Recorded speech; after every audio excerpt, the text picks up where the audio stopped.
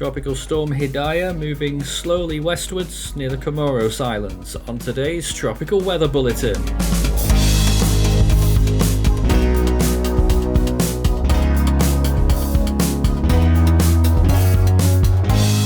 And now the latest around the wide world of tropics. Tropical Weather Bulletin for May 2nd.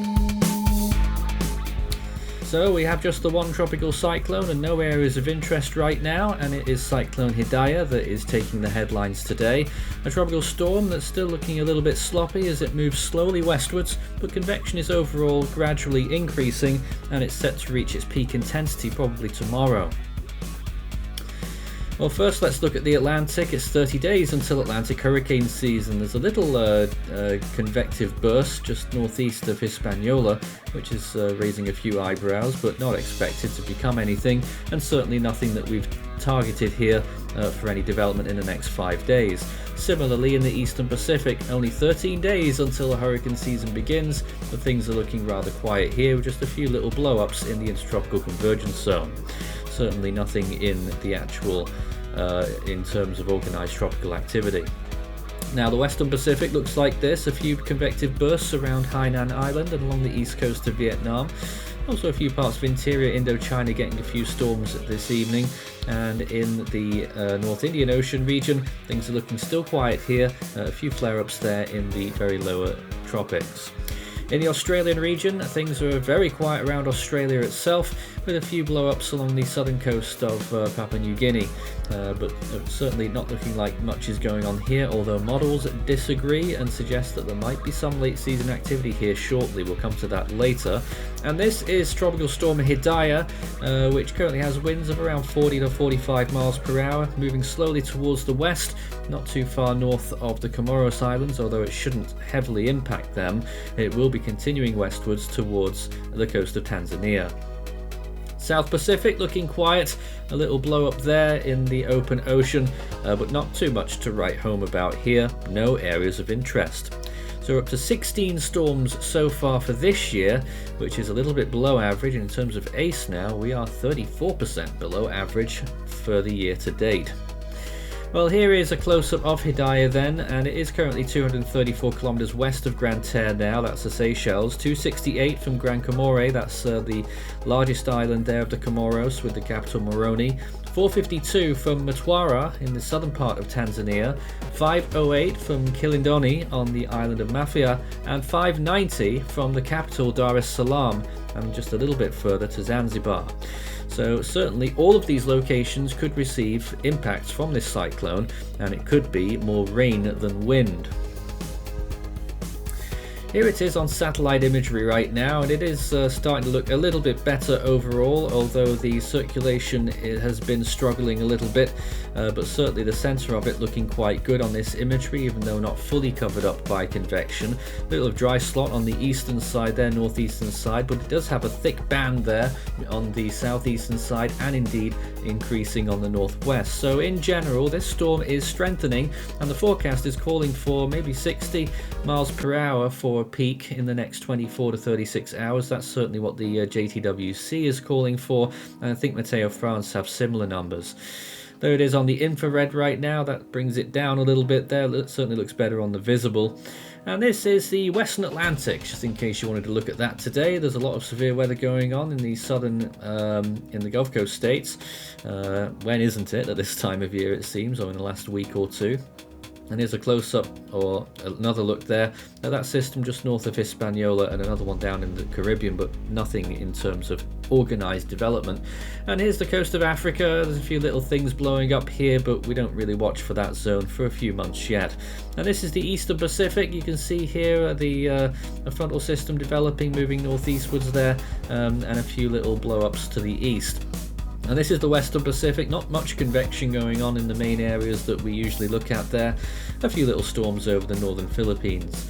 And this is the Indian Ocean. You can see a few storms blowing up in Bangladesh and Myanmar, and possibly a few in Thailand, which has been very hot recently, and also for parts of Laos and Vietnam.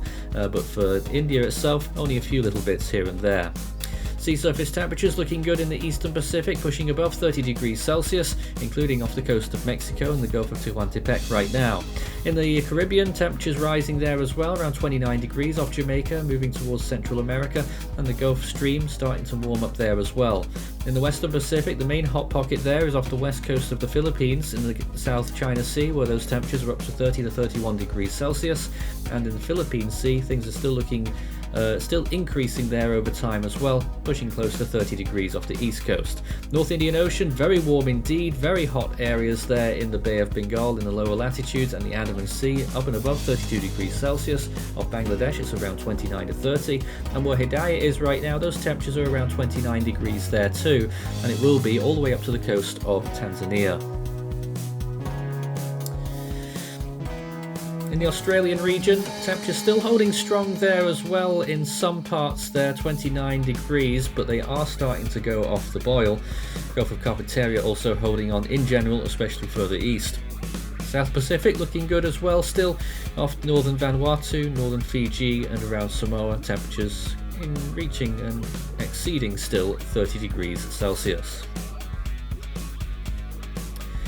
Compared to average, it looks like this. The red zones are orange zones are above average, the blue zones are below average, and you can clearly see that mark in the Eastern Pacific, which is usually the harbinger of the potential La Nina that we're looking out for. The Atlantic subtropical zone is still cooler than usual, which is interesting, I'm finding, at this time of year. And in the central part of the Atlantic, though, the main development region, it is quite a bit above, so 2 to 3 degrees above easily there. Western Pacific also looking generally good, closer to average in the deep tropics.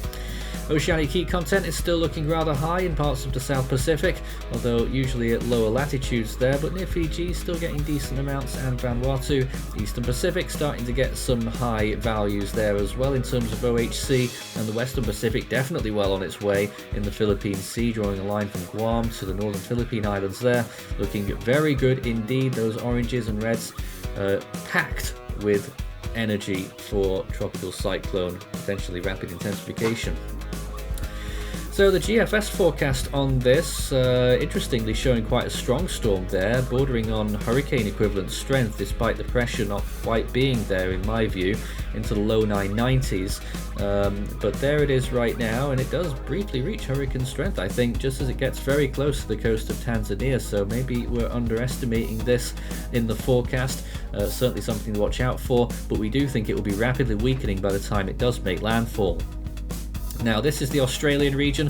First of all, a little system there through the Indonesian islands, which would be a turn up for the books. Not sure about that, but it is in the short range, and that sort of transfers to maybe another system trying to form at the end of that 5-day period northeast of the Northern Territory. So watch again here, that system on the left hand side first starting to rotate. There's 1-2 little green spots there, tropical storm force winds, and then this second system that forms north of the Gulf of Carpentaria there to become a tropical storm.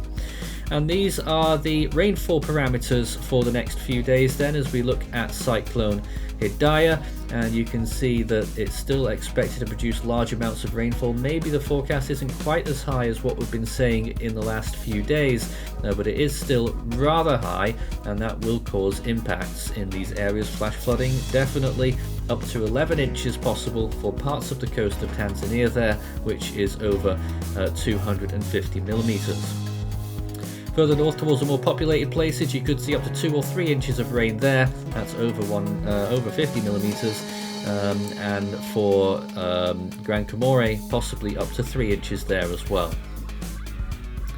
Well, in the longer range, day 5 to 10, we track the progress of this potential system near Australia, just off the top end. It lurks around near the eastern part of Indonesia on New Guinea, and then moves westward, and then it packs some intensity. Look at it go, possibly getting to Category 1 hurricane equivalent status as it passes south of Timor. So really looking interesting there in the 5 to 10 day period, the strongest signal yet that we've had for this potential system in the Australian region. Watch that one closely.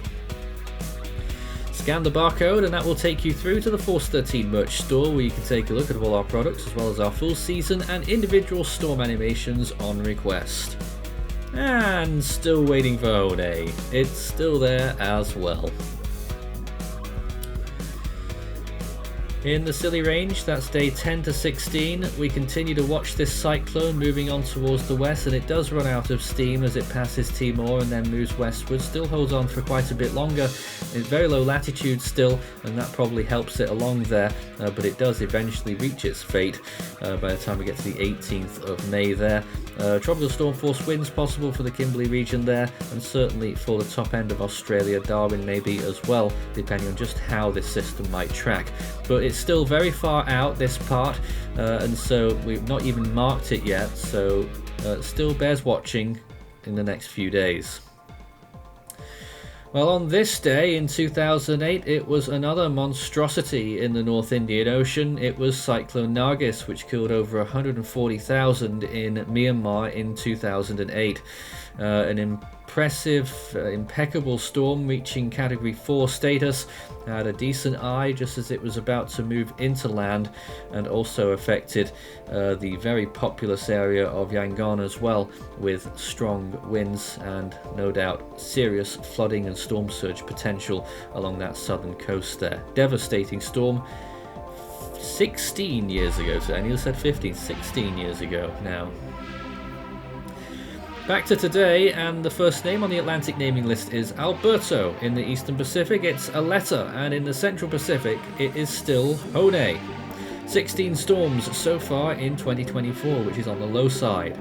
In the Western Pacific, the next name is Iwinyar, and in the North Indian Ocean, it is Rimal. We're code blue for Hidaya, of course, and now that we've got that name, we'll be looking towards maybe any more names that will be arriving, but I doubt it. If we do, though, it's Iali. In the Australian region, next up is Robin, and in the South Pacific, it's Pitta. That's all from today's Tropical Weather Bulletin. We'll be back again tomorrow.